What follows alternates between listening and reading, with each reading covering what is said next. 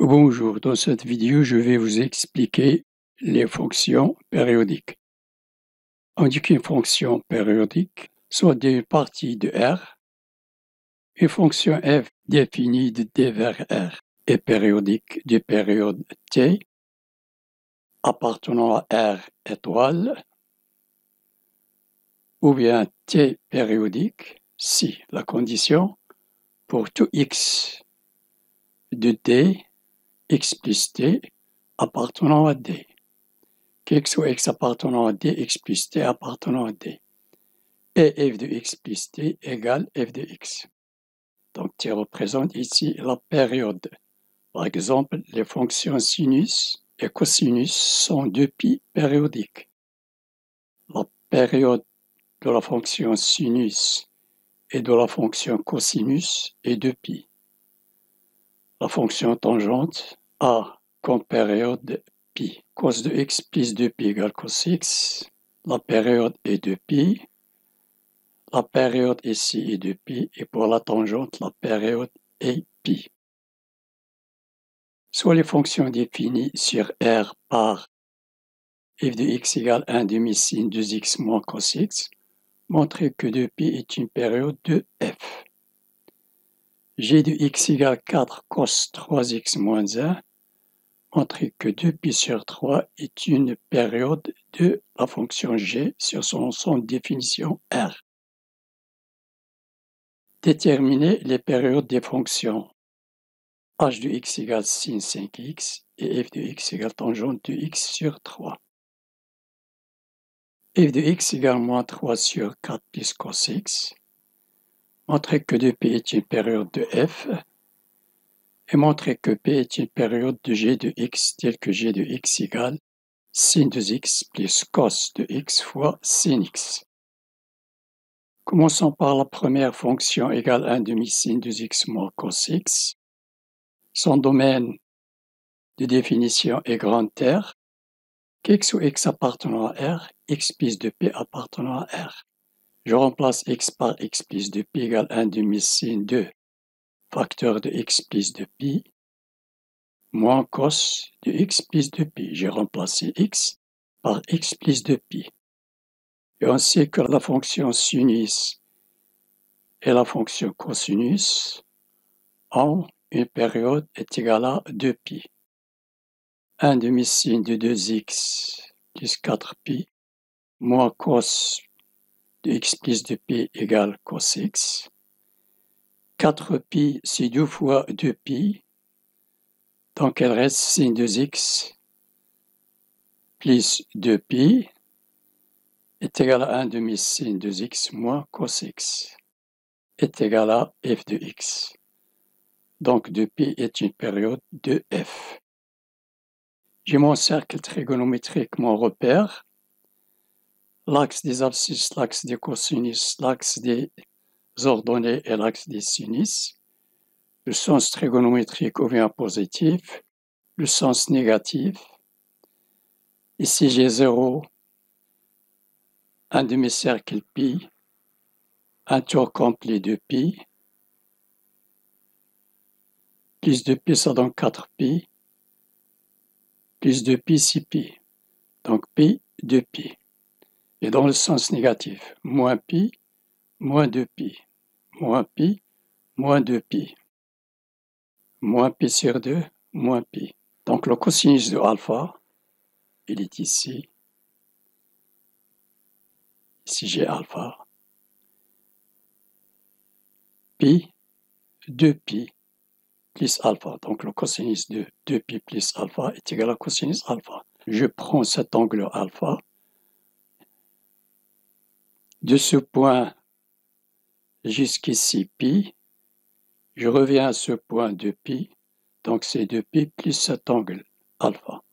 Donc, il possède le même cosinus. Cos alpha est égal à cos de pi. Même chose pour le sinus. Le sinus de cet angle alpha, il est ici. Donc, le sinus de pi plus cet angle alpha est le même sinus de alpha. Sinus de alpha plus 2π est égal à sinus de alpha. Pi 2π. G de x égale 4 cos 3x moins 1. Son domaine de définition est grand R.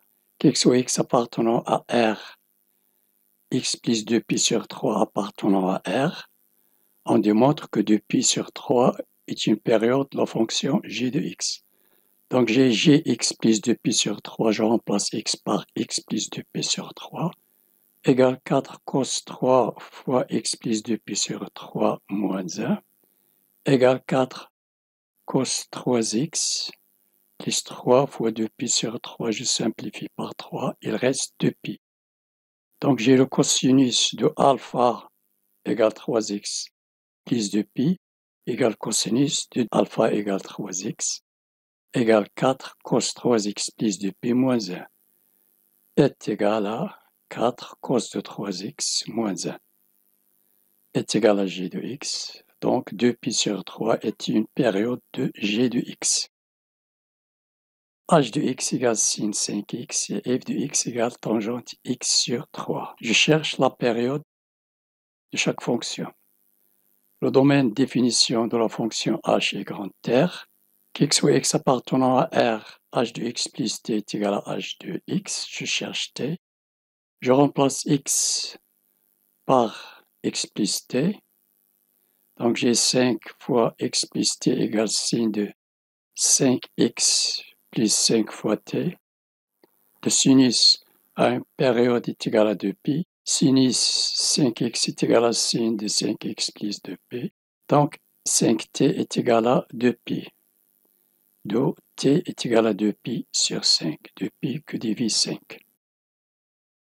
Donc la période de h de x est 2pi sur 5 sur son domaine grand R.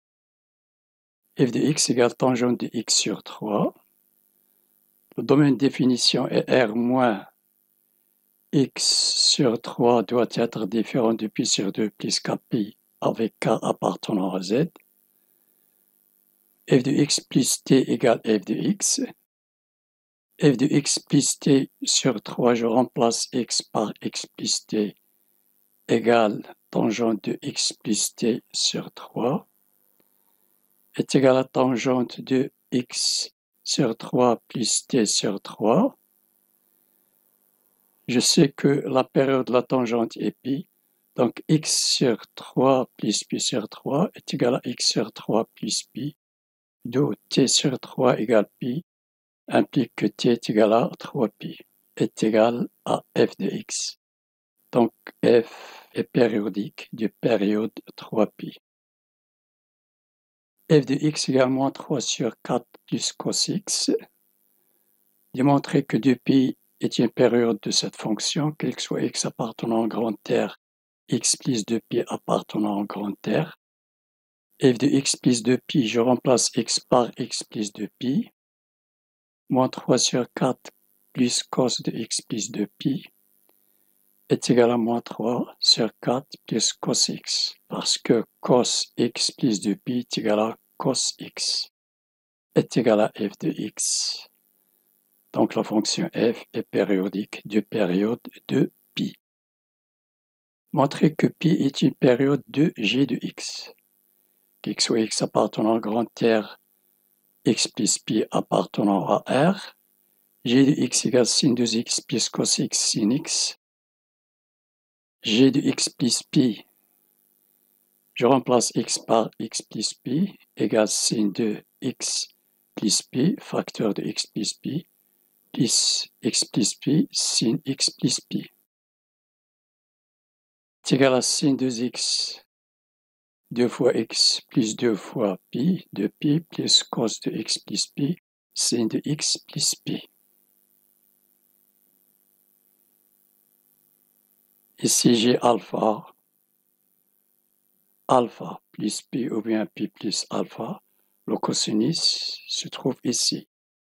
Le cosinus de pi plus alpha est égal à moins cos alpha. Ici, j'ai alpha plus pi, un demi-cercle, pi plus cet angle alpha. Son sinus, il est ici, en bas. Le sinus de cet angle, pi plus alpha, en bas est égal à moins sin de alpha.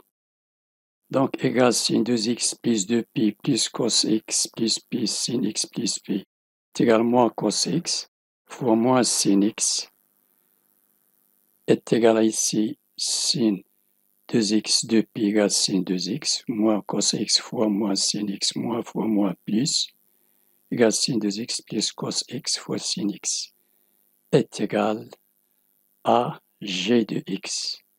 Donc, pi est une période de la fonction g de x sur R.